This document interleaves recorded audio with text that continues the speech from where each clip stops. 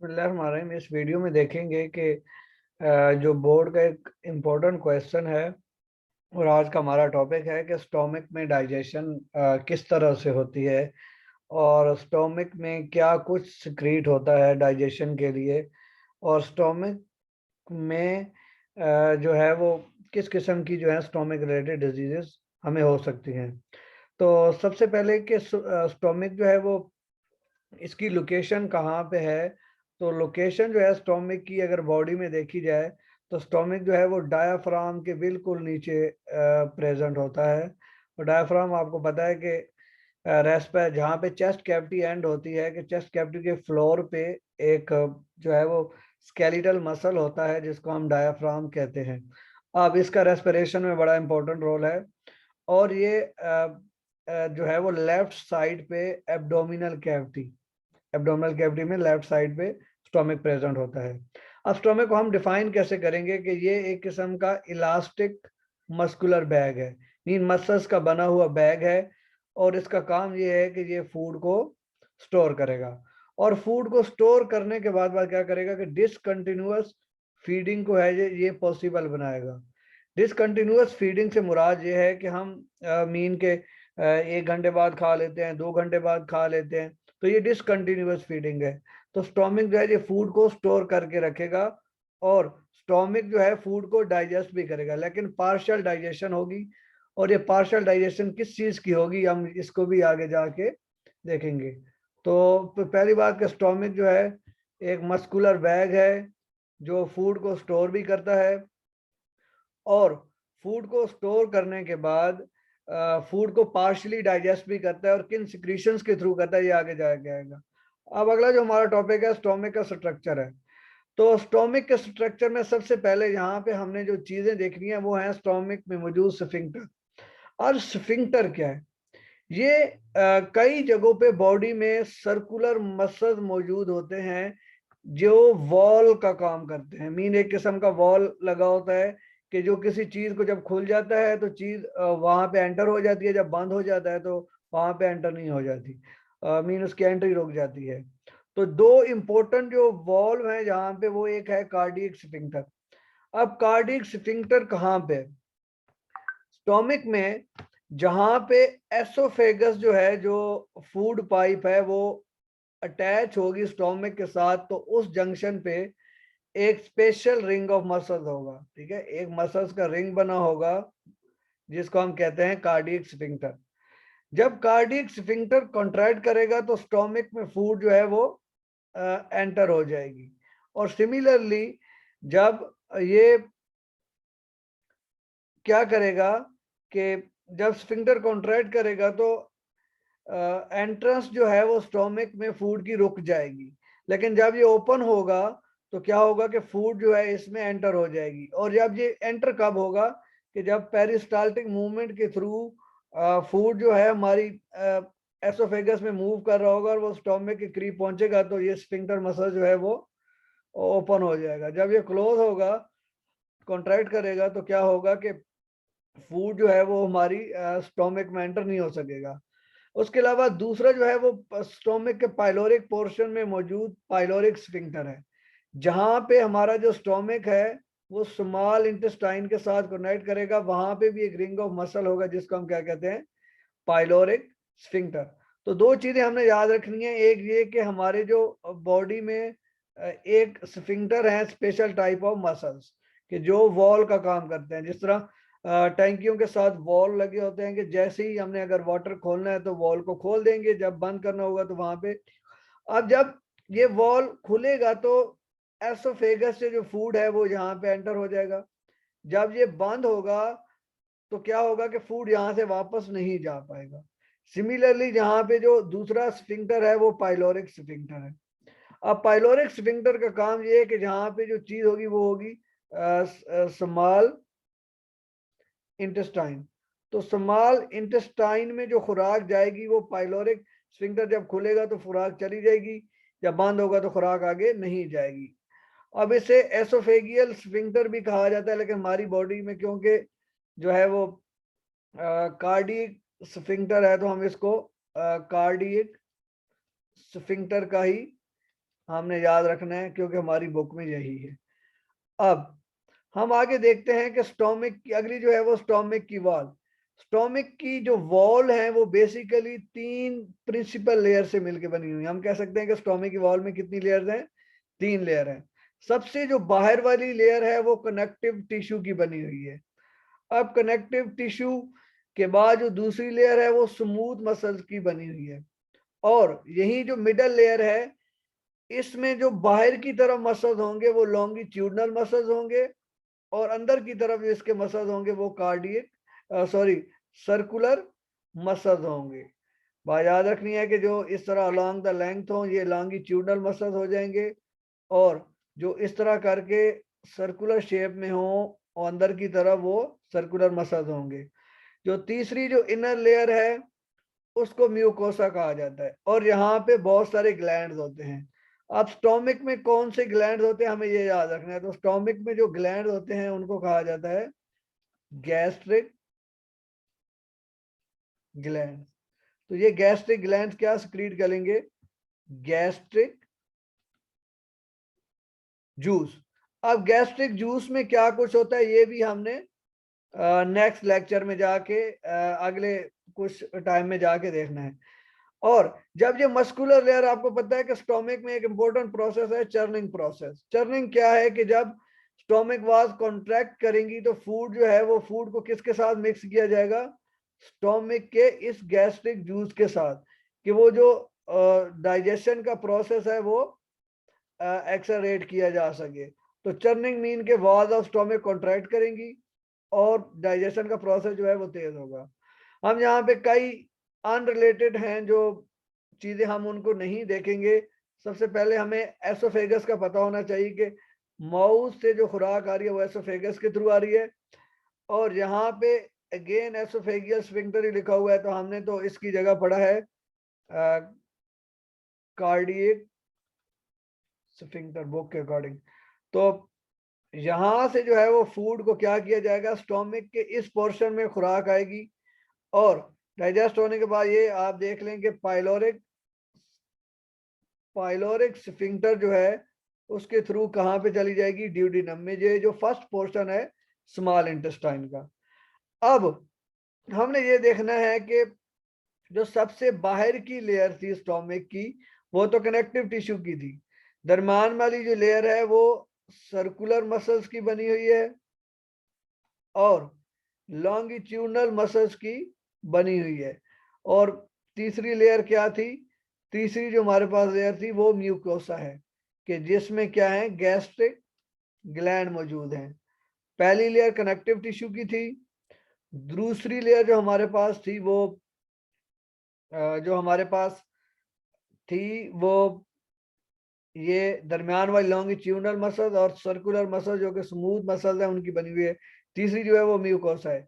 यहाँ पे बाकी जो है वो बुक का पार्ट नहीं है, लिहाजा हम डिस्कस नहीं करेंगे। लेकिन इसको पोर्शन को जो है वो कार्डियक पोर्शन भी बोला जाता है, और इस पोर्शन को जो है वो ये देखिए पाइलोरिक पोर्शन भी बोला जाता है, लिहाजा अकॉर्डिंगली उसकी नेमिंग हुई पड़ी है। अब हमें ये देखना है कि स्टोमिक में सिक्रीशन किस चीज की होती हैं। स्टोमिक की जो सिक्रीशन है वो गैस्ट्रिक जूस कहलाती है। तो गैस्ट्रिक जूस में क्या क्या होता है? सबसे पहली बात कि जो स्टोमिक की इनर लेयर है जिसे म्यूकोसा बोला जाता है, वो वहां पे गैस्ट्रिक ग्लैंड्स होते हैं, और ये ट्यूबुलर गैस्ट्रिक ग्लैंड्स होते हैं। ये 3 किस्म के बेसिकली सेल से मिलकर बनते हैं, और हर सेल जो है वो डिफरेंट सिक्रीशंस करता है। सबसे पहले म्यूकस सेल्स होते हैं जो म्यूकस सिक्रीट करते हैं। तो हम कह सकते हैं कि गैस्ट्रिक जूस की एक इंपॉर्टेंट पार्ट जो है वो म्यूकस है। और उसके बाद दूसरे जो सेल्स हैं वो ऑक्जेंटिक सेल्स हैं, या जिनको पेराइटल सेल्स भी बोला जाता है। ये हाइड्रोक्लोरिक एसिड या जिसको हम कहते हैं कि HCl सिक्रीट करते हैं। और जाइमोजेन सेल्स जो हैं वो पेप्सिनोजेन सिक्रीट करते हैं। यहाँ पे बात याद रखें, एंजाइम की जाइमोजेनिक फॉर्म, ये आप बायोलॉजी में आप टर्मिनोलॉजी भी आपके पास आ सकती है कि जाइमोजेनिक फॉर्म ऑफ एंजाइम। तो जाइमोजेनिक फॉर्म जो होती है वो होती है इन एक्टिव फॉर्म ऑफ एंजाइम, ठीक है। इनएक्टिव फॉर्म ऑफ एंजाइम क्या कहलाती है? जाइमोजेनिक जाइमोजेनिक फॉर्म। जैसा कि पेप्सिनोजेन जो है वो इनएक्टिव फॉर्म है, आगे भी आएगा, ये देखेंगे यहाँ पे आए हुए। पेप्सिनोजेन जो है वो इनएक्टिव फॉर्म है और इसकी एक्टिव फॉर्म जो है वो पेप्सिन है। तो यहाँ पे जो है वो एक गैस्ट्रिक ग्लैंड को दिखाया गया है। तो गैस्ट्रिक पिट्स में ये गैस्ट्रिक ग्लैंड्स होंगे। तो सबसे पहले जो है वो म्यूकस, गैस्ट्रिक म्यूकोसा को भी शो किया गया है। और म्यूकस सेल्स आपको पता है कि सिक्रीट कर देंगे म्यूकस। जब म्यूकस सिक्रीट हो जाएगी तो उसके अलावा आपने यहाँ पे पढ़ा हुआ है कि चीफ सेल्स हैं, ठीक है। और उसके अलावा आपने प्राइटर सेल्स का पढ़ा हुआ है जो एचसीएल सिक्रीट करते हैं, ठीक है। और उसके अलावा चीफ सेल्स या आपने जाइमोजेनिक सेल्स का पढ़ा हुआ है जो पेप्सिन सिक्रीट करते हैं, पेप्सिनोजेन। एचसीएल जो है बेसिकली इसका काम ये है कि जो इनएक्टिव पेप्सिन है इसको एक्टिव बनाना। और एचसीएल की वजह से ही जो स्टोमक में पीएच है अराउंड 2 होती है कि जो है वो बहुत ही एसिडिक एनवायरनमेंट होता है। जो गैस्ट्रिक ग्लैंड्स की सिक्रीशन है वो गैस्ट्रिक जूस कहलाती हैं। और गैस्ट्रिक जूस जो है वो गैस्ट्रिक जूस की सिक्रीशन जो है वो डिपेंड करती है कि फूड की स्मेल कैसी है, site and quality of food. Mean कि अगर आपको पता है, आगे जाके पढ़ेंगे कि फूड में जब प्रोटीन ज्यादा होंगी तो तभी जो है गैस्ट्रिक जूस ज्यादा सिक्रीट होते हैं।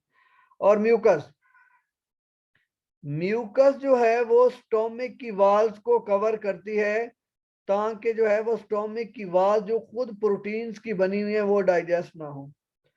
ये बात याद रखें, अगर म्यूकस नहीं होगा तो स्टोमिक की वाल्स डाइजेस्ट होना शुरू हो जाएंगी, ड्यूडिनम की वाल्स डाइजेस्ट हो जाएंगी।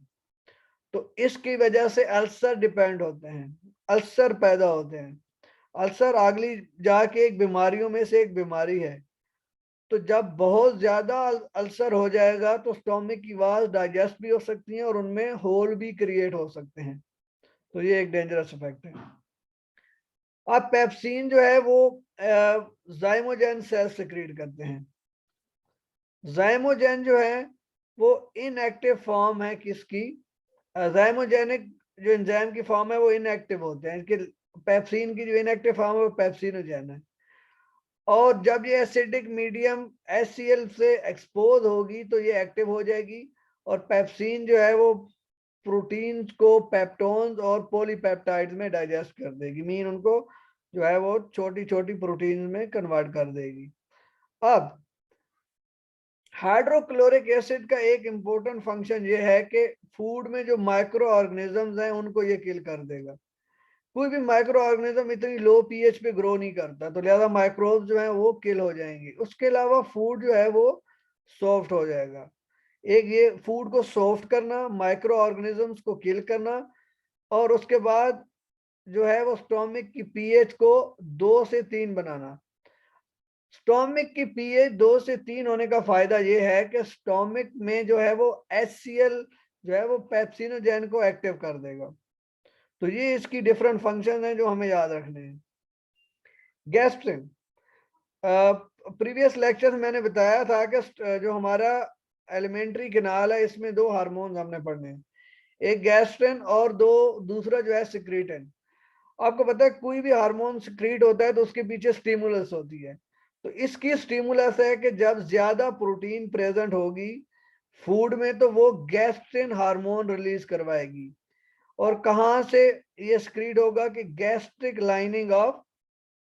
गैस्ट्रिक एंडोक्राइन लाइनिंग के स्टोमिक की वाल में मौजूद गैस्ट्रिक ग्लैंड जो है वो गैस्ट्रिन हार्मोन सिक्रीट करेंगे जब क्या ज्यादा होगी, जब प्रोटीन ज्यादा होंगी। और गैस्ट्रिक जो है वो गैस्ट्रिन क्या करेगा? गैस्ट्रिन गैस्ट्रिक ग्लैंड तक जो है वो पैगाम लेके जाएगा कि आप जो है वो गैस्ट्रिक जूस सिक्रीट करो, क्योंकि क्या मौजूद है, मोर प्रोटीन। ठीक है, तो जैसे जैसे प्रोटीन ज्यादा होगी उतना ज्यादा गैस्ट्रिन जो है सिक्रीट होगा और उतना ज्यादा क्या होगा, गैस्ट्रिक जूस सिक्रीट होगा। तो ये बात आपने याद रखनी है कि जो हमारे पास अगर प्रोटीन जो है वो ज्यादा है, मोर प्रोटीन है, तो क्या होगा,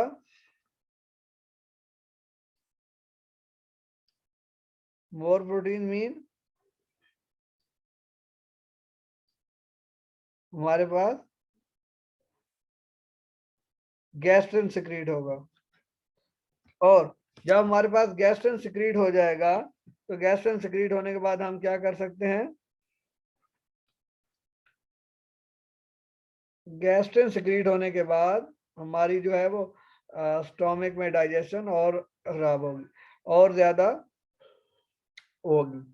उसके बाद हमारे पास जो है वो काइम कैसे बनता है, कि जब स्टोमिक वाल्व फूड को मिक्स कर देती हैं गैस्ट्रिक जूस के साथ, जब गैस्ट्रिक जूस को मिक्स किया जाएगा तो क्या होगा कि उसको सेमी सॉलिड मास बन जाएगा। जिस तरह हमने काइम बनाया था, तो जैसे जैसे काइम बनता जाएगा इसको जो है वो कहाँ पे एम्प्टी किया जाएगा, स्मॉल इंटेस्टाइन के ड्यूडिनल पार्ट में।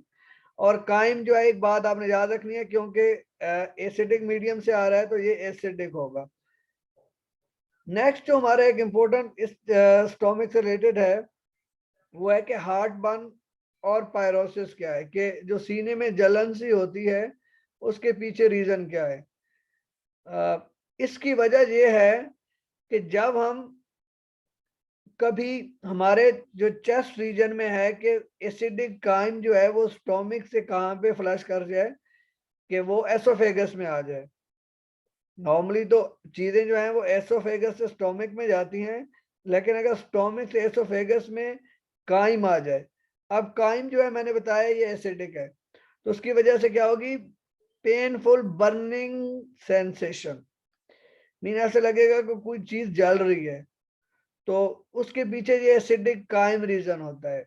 लेकिन ये होता क्यों है, इसकी 5 रीजन हैं कि जब हम बहुत ज्यादा खा लें, एक तो ये रीजन है, या हम ऐसा फूड खाएं जिसमें फैटी एसिड ज्यादा हो, तो हमारा ये जो है काइम फ्लैश बैक कर सकता है।